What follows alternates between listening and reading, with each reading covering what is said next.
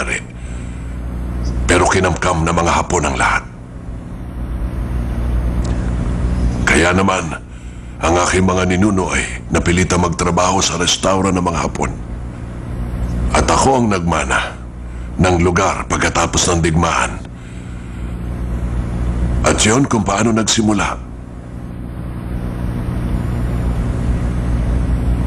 ang Wunamjong. Hindi ko yun makakalimutan, Patrick. Mahirap ang mga pinagdaanan ng Wunamjong. Ang pamilya ko po. Ito ay basta na lang naglaho sa pag-ikot ng kasaysayan.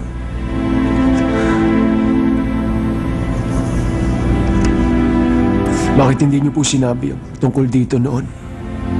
Naghintay ako ng tamang panahon. Akala ko kasi makasisira yon sa iyong propesyon nung ikaw ay nagsasanay. Umuwi ka na. Ang Wunamjong ang iyong tahanan.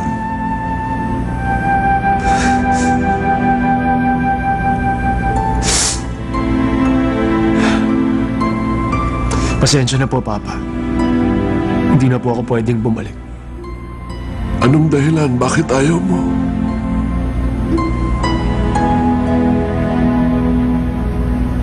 Sige. Hihintayin kita. Pero huwag kang tumigil sa pagluluto. Ang chef ay may tungkulin gawin ang kanyang trabaho.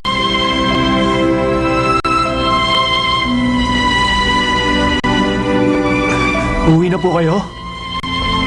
Huwag mong labanan ng Wunamjong. Para mo na rin kinalaban ang iyong sarili. Ang mga lumang kasabihan, kailan may di nagkakamali. Ang matyaga at matiisan merong aanihin. Hindi ka ba marunong sumulat ng maayos? Ano ba naman yan? Kayo na lang po kasi ang sumulat. Ay, wala kang modo, no? Isulat mo ang pangalan ni Patrick Lee bilang chef. Ano? Hindi na ho si Mr. Wang ang isusulat ko? Tumanggi na ang Lee na yon? Isara mo yung bibig mo at isulat mo ang sinasabi ko. Kailan ko ba pinakawan ang nahuli ko na? Ay, nako. Eh...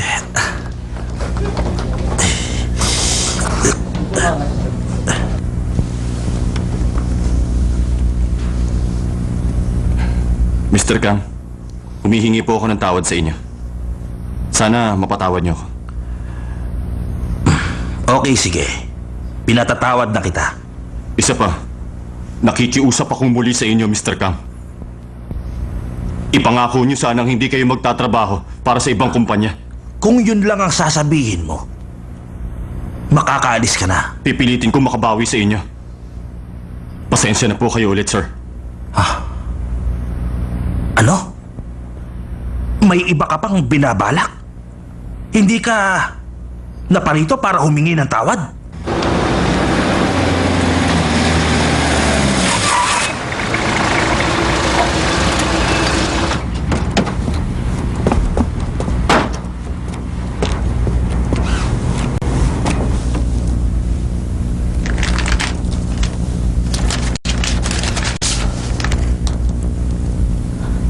Papa, ano po ito?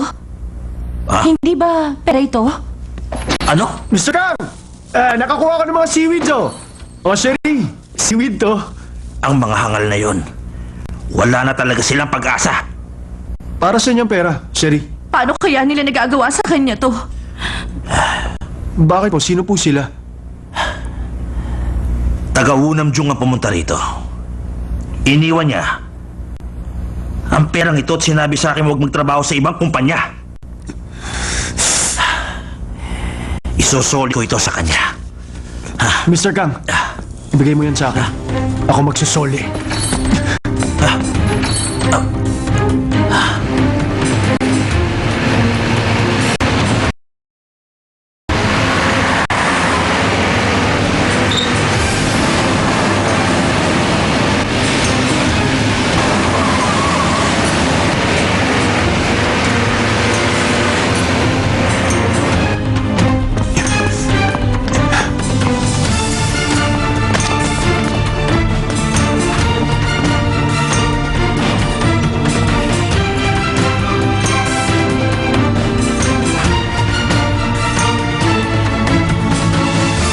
Paano niya nagawa ito?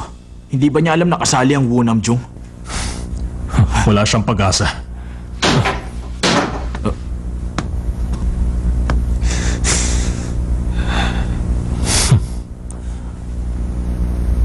Lumabas ka na muna.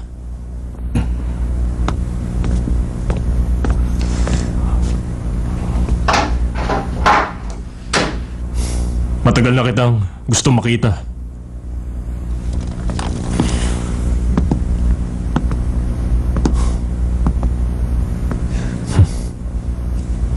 Ito ba, kuya?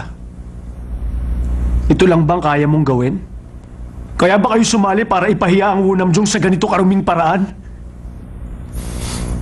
Hindi ko alam ang sinasabi mo. Magdahan-dahan ka. Binabantaan nyo kasi ang ibang tao eh. At binibigyan ng pera. Hindi ko gawa niyan. Hindi kita naiintindihan. Bakit? Si Victor ang ituturo mo? Ano? Ganun ka naman talaga eh. Hindi ako kundi si Victor. Nagbubulag-bulagan ka. Samantalang alam mo, sinadya mo yun. Tumahimik ka, Patrick. Bakit ikaw? Umalis ka para kalabanin ang Wu Namjung.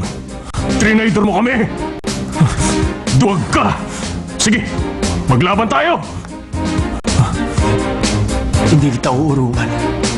Sige, gawin natin to. Lalabanan kita. Ipapakita ko sa'yo ng maliwanag kung paano manalo.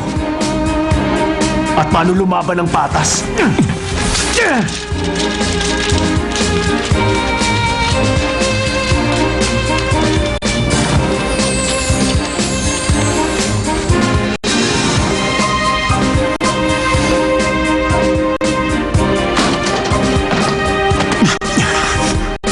mo isusukli mo sa amin? Wala kang utang na loob! Huwag mo akong itulad sa'yo. Bakit ha? Kinakalaban mo ba talaga ako? Makinig ka. Hindi ginagamit ang kabilang kusinero para makipag-away.